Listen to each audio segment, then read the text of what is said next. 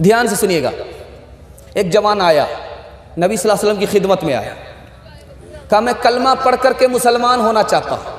کہا کہ مبارک ہو, کلمہ پڑھ کر مسلمان ہو جاؤ. جوان کہتا کہ نا میری ایک شرط ہے. کہا کیا شرط ہے؟ کہا کہ مجھے زنا کا لائسنس چاہیے, تب کلمہ پڑھ کر کے مسلمان ہو جاؤ.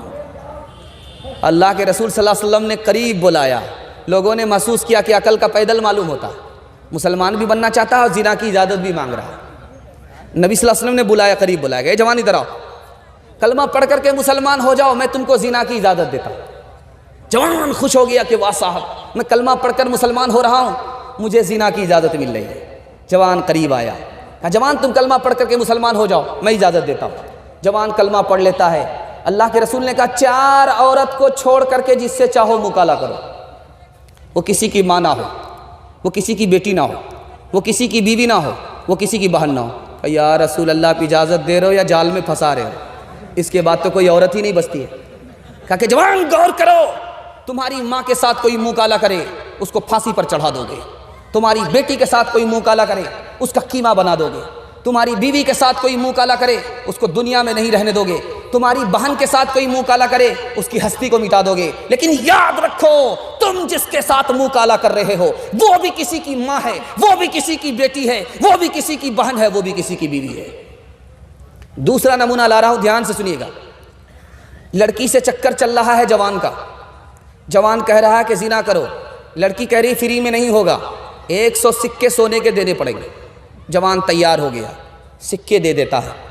اب لڑکی کنارے ہوتی ہے کپڑا اتارنے کے لیے, کانپنے لگی. جوان نے پوچھا کہ تو اپنی مرضی سے تیار ہوئی ہے, میں نے تمہیں پیسہ دیا ہے, تو نے خود کہا تھا, اب کیوں کانپ رہی ہو؟ کہا میرا خدا مجھے دیکھ رہا ہے. جوان کو شرم آئی کہ یہ عورت ہو کر کے خدا سے اتنا ڈرتی ہے, مجھے مرد ہو کر کے خدا سے کتنا ڈرنا چاہیے. زنا بھی چھوڑ دیا, پیسہ بھی چھوڑ دیا. تیسری مثال لا رہا ہوں, بہت دھیان سے سنیے گا, آخری مثال لا رہا ہوں. خانقاہ آیا ہے جوان بیت لینے کے لیے, چلا پورا کر رہا ہے. شیخ کے گھر سے لڑکی کھانا لے کر کے آ رہی ہے, لڑکا آنکھ لڑا رہا ہے. لڑکی نے کہا کس آوارے کے پاس مجھ کو کھانا لے کر کے بھیجتے ہو؟ وہ تو مجھ سے آنکھ لڑاتا. کہا کہ اچھا اس کا علاج کرتے. لڑکی کو دست کی دوائی پلا دیا, اس کو دست آنے لگا. تو شیخ نے کہا کہ جتنا دست آ رہا سب کو تشت میں رکھنا, پھینکنا مت. جب لڑکی کا چہرہ اتر گیا, گال پچک گئے, لڑکی چڑیل ہو گئی. خوبصورت لڑکی جو حور بنی ہوئی تھی چڑیل ہو گئی, چہرہ بالکل خراب ہو گیا. اب کہا کہ کھانا لے کر کے جاؤ, دیکھیں لڑکا آنکھ لڑاتا ہے کہ نہیں لڑاتا ہے.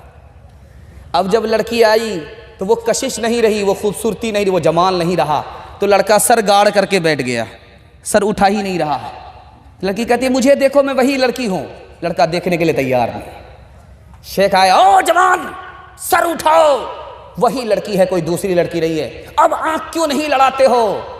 جو پہلے آئی تھی تو پیٹ میں 5 کلو پاخانہ تھا, صرف پاخانہ نکلا ہے, اس کے علاوہ کچھ نہیں ہوا ہے. تم کو اس لڑکی سے محبت نہیں تھی, پاخانے سے محبت تھی. شیخ نے پھر تشت دکھلایا اسے جو بھرا تھا خادمہ کے دست سے, اور کہا کہ دیکھ اے طالب اسے, صرف یہ نکلا ہے اس کے جسم سے, بس تیرا معشوق یہ پاخانہ تھا, تو اسی کا بس دیوانہ تھا. انشاءاللہ اپنی مرضی سے نکاح کریں گے, ہاتھ رہیے انشاءاللہ. خیر 2-4 چور کی غلطی پکڑی گئی ہے, 10 سال کے بعد نکاح کریں گے, ہاتھ رہیے انشاءاللہ. ایک چور پکڑا گیا, 10 سال کے بعد تو اس کو کوئی بیٹی بھی نہیں دے گی.